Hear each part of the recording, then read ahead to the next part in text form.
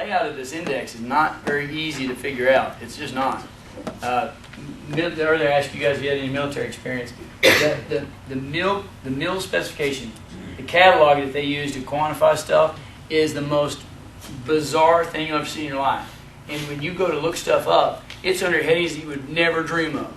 And a good example would be like a shirt. You know, if I wanted to order this shirt right here, and I had to go to the mill spec catalog and look up, you know, a shirt for a male, it's medium size, it wouldn't be under S, wouldn't be under M, wouldn't be under O for outer shirt, it would be under G for garment. That's the heading. And that, because that is within the military catalog, garments fall all under that classification, and then underneath the garments there's a whole bunch of trees, right?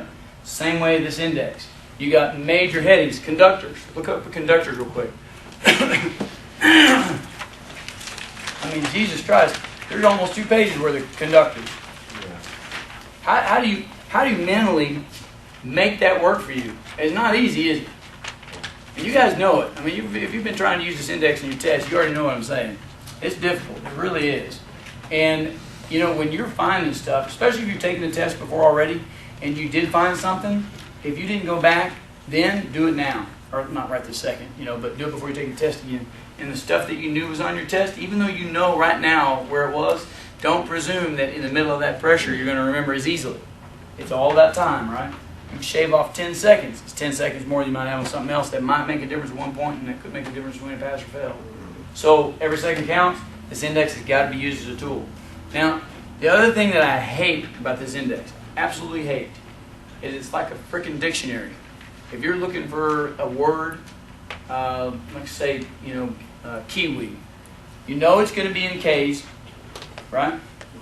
So you start on K, what's before I? H, right? So there isn't any K, it's called Kai.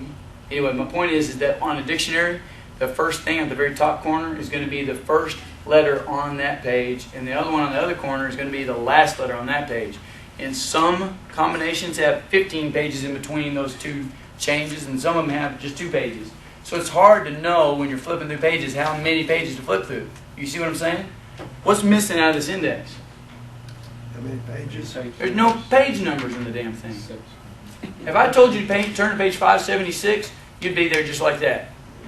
If I told you to go to article number, I'm not going to tell you that because now you don't know what page number I'm going to. I tell you to go to article number 506.8, you'll be flipping through the first part of chapter 5 for a minute or 2 longer than you would if I gave you the page number, right? Page numbers, page numbers, page numbers. I told you to write down the page numbers on that cheat sheet. Go back, find that keyword, and put the page number in that index. Do not try to use this index without page number annotations. The thing about that index, missing the keywords, or missing the pages, and then also the way that the categories are broken down. The other part about it that's sometimes difficult is defining what the keyword is, and then sometimes there's keyword groups as well.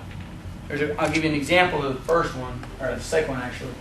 If you had a multifamily dwelling with dryers in it, okay? Calculate the minimum demand load on the service. 220.54 is the table that deals with dryers. Calculate the minimum demand that we have to consider for this service is which of the following? 5, 10, 15, or 20. Which one of those 4 is the correct answer? Well, first of all, if you went to that table and looked at it, it was the same way as the commercial kitchen equipment, wasn't it? You have a list of appliances, in this case they're all dryers, and you have a demand factor to the right of that. Well, 1 through 4 is 100%, right? So whatever we are calculating up here, we're taking a full value of it. There's no derating. Not for 4 or less. Kind of gave you well, I mean, you're going to have 4 or less because 20 kW would be the maximum amount. What is the calculation for a dryer? Minimum value for a dryer. Is the nameplate rating or what? 5,000. Look at the article number that goes with that table. The article 220.54 states real clearly 5,000 watts minimum, or the nameplate rating, whichever is larger, shall be used to calculate the demand factor for a residential dryer. So 5 kW then you know is the minimum value that we have for these dryers. So that's 5 kW per dryer. Exactly. So what's my answer? 5 kW? Yeah. Is it number 1 because there's just one dryer? One dryer, 5 kW. Right. 2 of them right. You said multi. 20. So it's multi-family, so you're going to guess 10, right? So we know it's not 5, right? Because multi means at least more than one. So if each one's 5 kW, you know it's not that. So which is the next one? So you just automatically at least say 2. So you would say Do you? 10. I don't know. What's the key word in this sentence? 5,000. What's the key word? Dwelling with dry areas. Multifamily dwelling is the key word, right? Because you're already hinting at it. You're telling me that it's more than one. So multifamily, then that is the key word. So really what we have to do is figure out exactly what they're calling how many is a Four. multifamily. Is it 2? You're saying drive more than one, at least in multifamily. How would you dwellings, find usually that at least keyword? How would you minimum. find that keyword? What would you do? Look up multifamily. Look up multifamily, right? So yeah, I mean I can kind of make a point about keywords. Looking them up. It's a definition under Article 100. I'll give you a hint. So if you're in the index, go back to the front. I even want you to get some practice. I want your Can hands you to look get up the tired. definition of multifamily? Exactly. We need to know what the defined term of multifamily dwelling is, and once we figure out what that minimum number is, then we can apply all of the other stuff and it makes sense. So if you look under M for multifamily dwelling, 3. So but if you look under M for multifamily dwelling, you ain't going to find it under M, are you? Where you at? Multifamily dwelling, my point, guys, is it does. Look under dwelling, under the D part of it. contains 3 or more It's dwellings. dwelling, comma, single, 1 and 2 family, multi, and then there's just dwelling by itself as a defined unit. Multifamily is a minimum of 3. Minimum of 3, right? So you go back then, 3 times 15 kW. Well, excuse me, 3 times 5 kW would be 15 kW. All right. Now, number 1, that's a test question, so it's important to kind of keep that in mind. But number 2, most important point of bringing that up is what? Keywords sometimes are groups of keywords, and being able to pick out the most important one out of it to be able to use an index or anything else is sometimes a good trick. Question is, an intermittent duty cycle that repeats itself on repetitive terms should be classified as which of the following? And an intermittent duty cycle that repeats on repetitive terms or repetitive. Regularly recurrent. That's a regular recurrent. Yeah. Is what? What's the definition of that? Periodic. It's periodic duty, right? Now, what they gave you in the test sentence, and this is a good point, they gave you the word intermittent duty as part of the definition in the question, right? Don't fall for that. If they ever give you a word that's in the definition and that's one of the answers, I promise you that's not going to be the answer. Okay? Almost all of them are like that. Where would you find the definition of intermittent duty then? Duty. Not under I, under D for duty. Because that's really what we're talking about. That's the key core. Readily accessible. Accessibility, again, being the key word. Not readily under accessibility. So those are the things to kind of keep in mind.